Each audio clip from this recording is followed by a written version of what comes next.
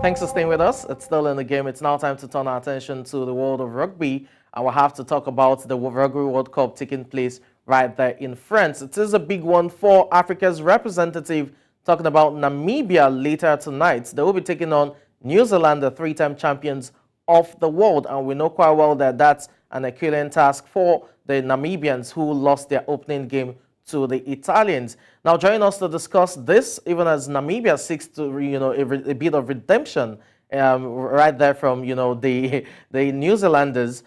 Is a legend of the sport when it comes to Namibian rugby. He played for the national team and appeared at the World Cup on three different occasions right there in 2011, 2015, and 2019. He has also gone on to coach the national team side for the Umzasi Challenge right there. Talking about Rohan Kishov. Rohan, good morning. It's good to have you on the show. Very good to be here talking rugby on a lovely Friday morning. Yeah, Friday morning right there. I'm sure that the atmosphere is tense in Namibia. Everyone is looking forward to the game, although the odds are definitely stacked against Namibia. So let's get it off the bat, really. What are your expectations going into this match? We saw Namibia against the Italians. It was a 52-8 loss, and it wasn't really good. What changes are you expecting going into today's game against New Zealand?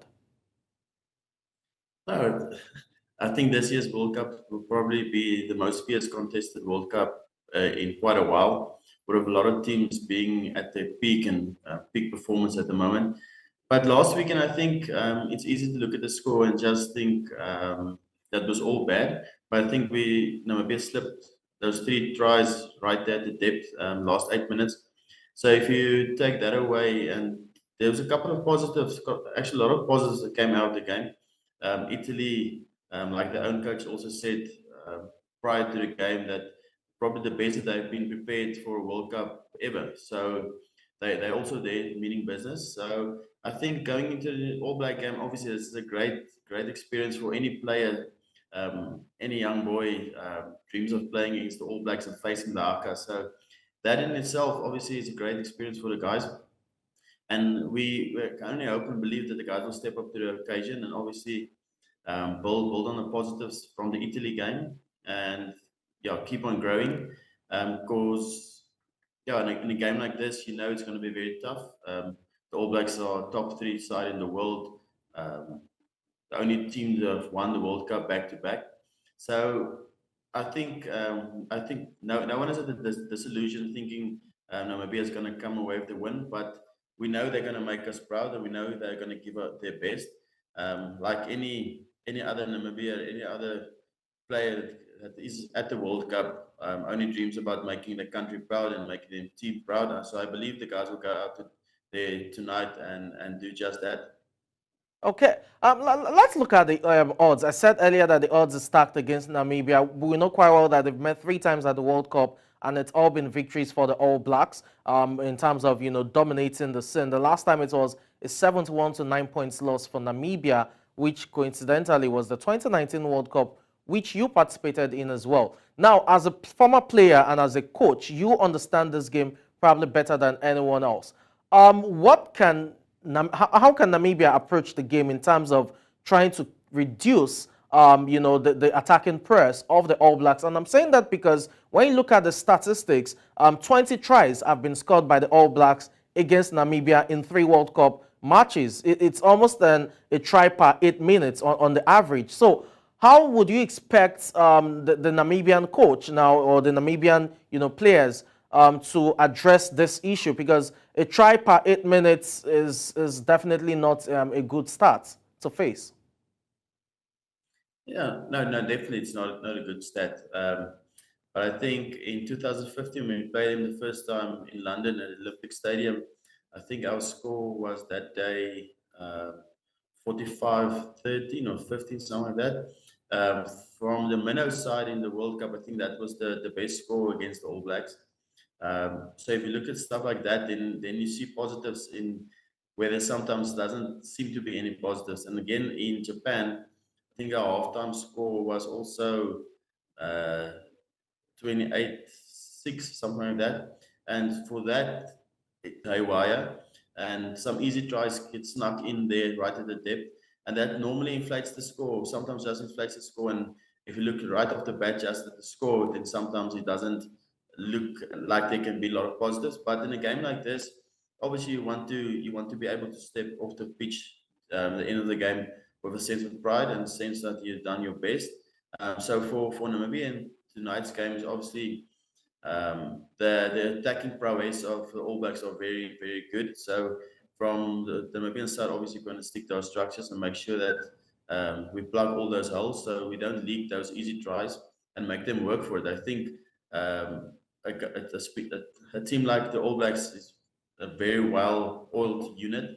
So there will be tries, obviously, but just to make sure that they work for every point that they want to get on the scoreboard. You make You just touched on, the optimism that there may just be that elusive win at the World Cup happening this time around in France. And you look at the group, yes, the Italians are definitely a formidable side. You talk about New Zealand, the All Blacks, they are top tier one when it comes to, rugby, especially with likes of Springboks and all. So if Namibia goes on to get an elusive win and probably gets 2 wins out of this pool, will you adjudge their tournament to have been a very successful one?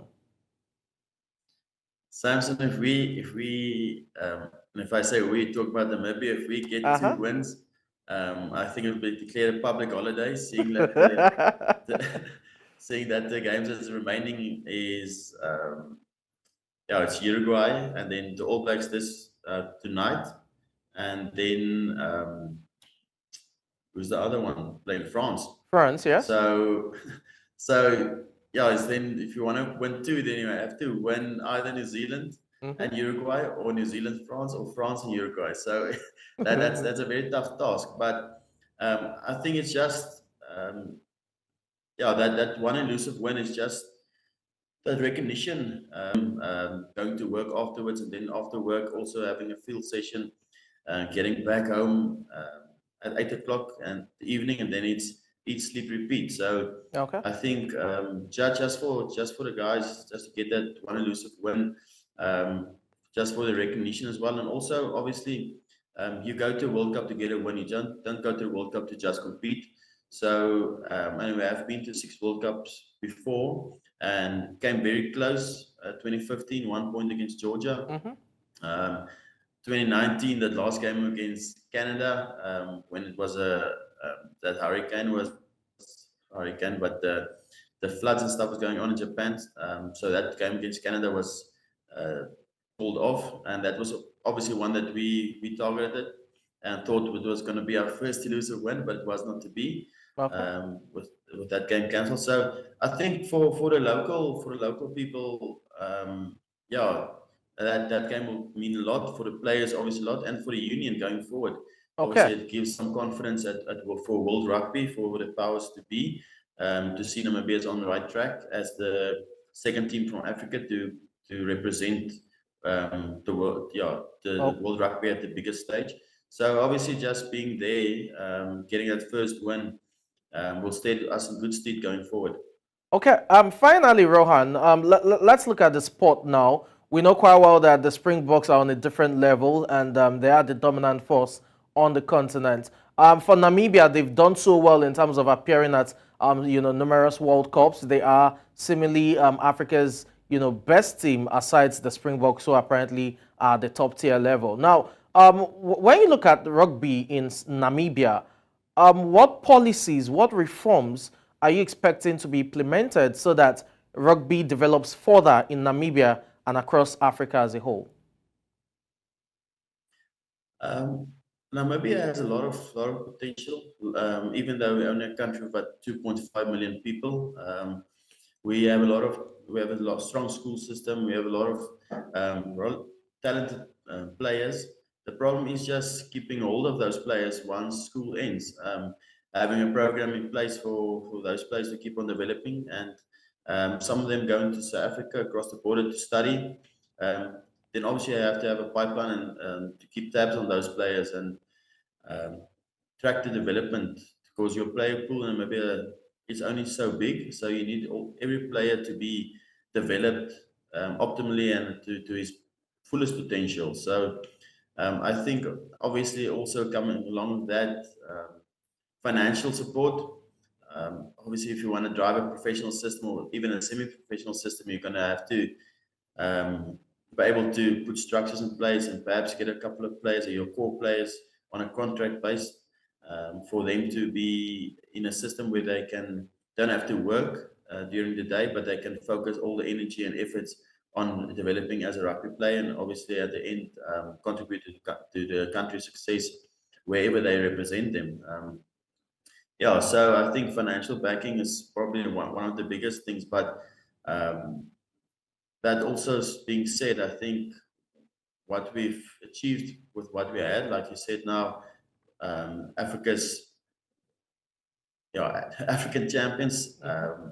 If you say don't consider South Africa, obviously, like I said, in a whole different league. Yeah. Um, Probably the top two teams in the world at the moment, and one of the favorites to win the World Cup. So I think it's also that synergy between South Africa and Namibia, and at this stage, our neighbors have been very, if I can say, very nice to us in this regard, and very supportive in this regard to include us into the Mzansi Challenge, um, sending teams over here for preparation.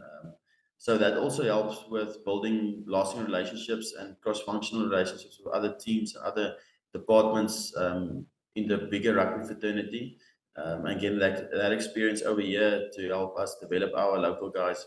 And because in I Namibia, have to cut you short because of time, but no, but thank you so much, Rohan, for your time on the show. We wish Namibia the very best later tonight against the All Blacks, and I hope to have you back again when Namibia gets that elusive win, hopefully against Uruguay at this World Cup. thank you, Samson. Always nice talking rugby. Thank you Enjoy so the much. weekend. Yeah, you too.